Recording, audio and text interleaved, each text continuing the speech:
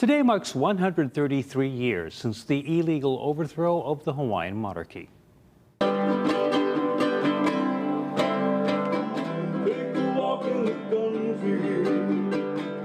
Hundreds gathered at Iolani Palace this afternoon for mele, hula, and cultural education. It was on January 17, 1893, when Queen Liliuokalani was held captive in her own home.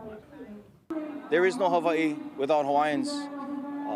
More than half of us are forced away from our homelands because we are priced out.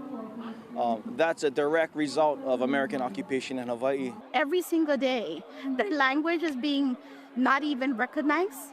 So yes, the local people, and that is why this event is so important, because we have to stand solidarity with each other, because this is our island. Students from Molokai High School performed the closing uli.